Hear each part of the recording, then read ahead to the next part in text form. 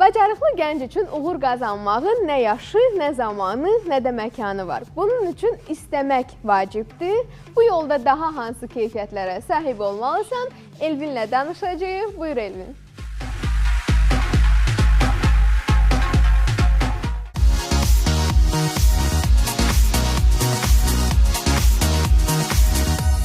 Elvin, xoş gəlmişsən Magin studiyasına. Və mən istərdim ümumən özün haqqında məlumat verəsən. Mən Azərbaycanda ali təhsili bitirdikdən sonra mən Mərkəzi Asiya ölkələrinə üz tutdum və bu ölkədən biri Qırğızstan Respublikası idi. Hansı ki, bu Qırğızstan haqqında mənim orta məktəb vaxtlarımdan yəni ora həvəs göstərirdim. Çünki oranın dahi yazıcısı, diplomatı Çingiz Aytmatovun əsərlərini biz oxuyurduq. Və ora mən Qırğızstan Xarici İşlər Nazirliyinin Diplomatik Akademiyasına Beynəlxalq Əlaqələr Fakültəsinin magistratura dərəcəsi üzrə qəbul oldum. Və orada 2 il magistratura dövrümü bitirdikdən sonra Azərbaycan Respublikasının Qırğız Respublikasındakı səfirliyində 1 il fəaliyyət göstərdim. Mən bilirəm ki, Qırğızstanda dərslərlə paralel sosial fəallıqla da yaxından məşğul olmusan, sosial fəaliyyətlə və nədən ibarət idi sənin orada sosial işlərin? Hansı tədbirlərə qatırırdın və yaxud təşkil edirdin? Mən orada ilk tədbirim Xocalı faciəsi ilə bağlı oldu. Qeyd edim ki, mənimlə Diplomatik Akademiyada təhsil alan bir çox ölkələrdən tələbələr var idi. Yəni tək Qırğızstandan deyildi.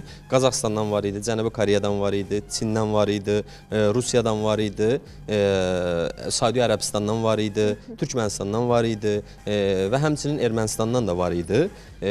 Tələbələr gəlmişdi, orada tələbələr bir yerdə oxuyurduq. Orada mən Diplomatik Akademiya daxilində həm müəllim, həm tələbə heyətlərini yarım saatlıq bir auditoriya toplantı otağına çağırdım, dəvət elədim və mən orada Xocalı faciəsini əks etdirən video çarxlar və fotoşəkillər monitorda əvvəl hazırlamışdım. Onları mən onlara göstərdim və onlar da həqiqətən çox məyus oldular bu Azərbaycan xalqının başına, ermənilər tərəfindən başına gətirilən bu cür faciələrə. Beləliklə, onların içində elələri var idi ki, mən yenə deyirəm, başqa ölkədən gələn onlar Azərbaycan haqqında böyük bir məlumat yox idi onlarda. Bu da mənim üçün böyük bir şey oldu ki, onlar gələcək gənc diplomatlar idi. Bugünkü gün onlar diplomatik fəaliyyətlərini davam etdirirlər, hamısı çalışır.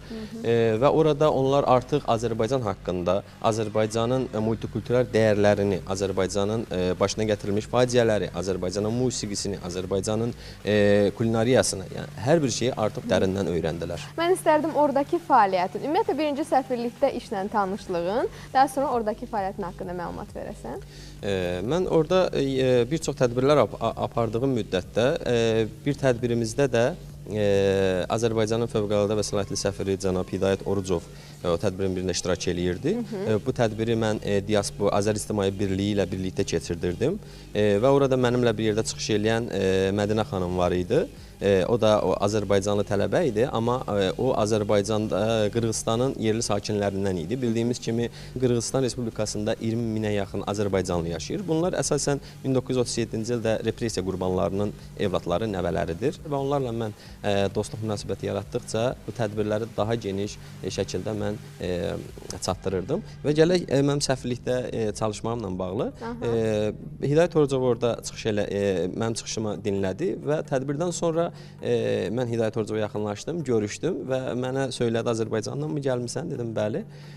Və məni səfirliyə dəvət elədi. Dedi, səfirliyin də tədbirlərində gəl, yaxından iştirak elə, fəallıq göstər. Mənə öz məsləhətlərini, öz nəsihətlərini verdi və mən beləliklə səfirliyə ilk gedişim ondan başladı. Cənab səfir məni qəbul elədi. Neçənci kursda oxuyurdun o zaman? O zaman magistraturanın 2-ci kursunda oxuyurdum. Beləliklə mənim artıq gediş-gəlişim səfirliyə və mənim təcrübə orada keçməyimə səbəb oldu. Həm də magistraturada, Diplomatik Akademiyada oradan dedilər ki, sizə təcrübə keçməlisiniz və mən o təcrübəni səfirlikdə keçdim. Ondan sonra səfirlikdə işlə təmin olundum və orada çalışdım 1 il. Aha, nə gözəl. Magistratura təhsilindən sonra.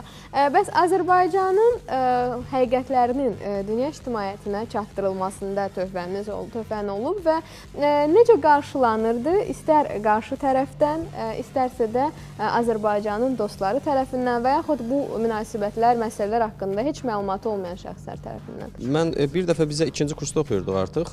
Bizə yeni bir fən salındı. Bu fən müstəqil bir mövzu seçib geniş auditoriyaya danışmalıydıq və bu dərs açıq dərs sayılırdı. Yəni burada Qırğızstanın Jokoropiken işindən deputatlar, diplomatik korpusdan iştirakçılar, professor, müəllim, tələbə heyətləri və tək magistratura yox, hətta bakalavr heyətləri də orada, bakalavr üzrə təhsil alanlar, tələbələr də orada iştirak edirdilər və onlara biz açıq dərsdə müstəqil mövzumuzu çatdırmalıydıq. Azərbaycan, vətənim mənim, belə bir başlıq altında mən orada başladım çıxış eləməyə. Arxa monitorda Azərbaycan həqiqətlərini əks etdirən video çarxlar, foto şəkillər nümayiş olunmasına və mən əvvəlcə Azərbaycanın gerbini, musiqisini, mətbəxini, muğamlarımızı, elə yeri gəlmişdən deyim, mən 5 il tar məktəbini bitirmişəm, 5 sinif və muğamlarımız haqqında məlumatım da böyükdür. Bunları çatdırdıqdan sonra və mən bir onu qeyd edeyim ki, mən artıq hiss elədim ki, içəridə tələbə yoldaşlarımdan biraz səs-küy yarandı. Mən diqqətlə baxdıqda gördüm 2 nəfər otağı tərk eləyir. Əslində mən artıq bildim bunlar kimlərdir. Bunlar ermənilər idi. Mənimlə bir yerdə təhsil alanlar idi. Mən onlara bildirdim ki, mən bilirdim ki, mən danışmağa başladıqda bunlar tərk eləyəcəklər. Çünki birazdan sonra mən həqiqətləri deyəcəm və mən çıxışımda Koroğlu uverturasını mən orada verdim. İlk öncə çox bəyəndilər, alqışladılar və mən mühazirəmi bitirdim. Biz artıq tədbir bitdi, biz çölə çıxandan sonra mənə yaxınlaşan digər tanımadığım bakalavrdan da tələbələr var idi ki, həm mənim mühazirəmə görə təbrik eləyirdilər belə uğurlu mühazirəmə görə, bir növ təbliğat xarakterli olduğuna görə, həm də özləri mənə deyirdilər ki, biz Azərbaycan Bakı haqqında biz elə bir məlumatımız yox idi. Yəni biz Azərbaycan eşidəndə bir Bakı biz tanıyırdıq, başqa heç bir yeri tanımırdıq. Sizin sayənizdə biz getdik, Azərbaycanı gəzdik, gördük, gəldik. Nə gözəl. Bu da mənim üçün böyük bir fəxr idi və stimul verirdi ki, mənə mən bugün yenə də öz təbliğat işlərimi daha da genişləndirim. Nə gözəl. Çox sağ ol Elvin. Həm gördüyün işlər üçün, həm də gəldiyin üçün və paylaşdığın üçün bizlə və mən uğur arzulayıram bir diplomat kimi sənə və yaxud digər hansı sahəni seçəcəksən, davam edəcəksən sizə. Çox sağ olun. Təşəkkür edirəm sizə. Kamil bir palançı olsa da insan yaxşıdır yarımçıq papaqçılıqdan. Baxmayaraq ki, bu sözlər 12-ci əsrdə deyilib, amma 21-ci əsrdə də öz aktuallığını itirməyib. Onda deyə bilərik ki, o əsrdən bu əsrə əslində çox şey dəyişməyib. Çünki hələ də öz işinin peşəkarı olan şəxslər cəmiyyətdə nüfuz sahibidirlər. Bunun üçünsə yalnız öyrənmək lazımdır. Sonda isə Lady Charm mağazalar şəbəkəsinə və MN Salona təşəkkür edirəm. Görüşərik gənclər.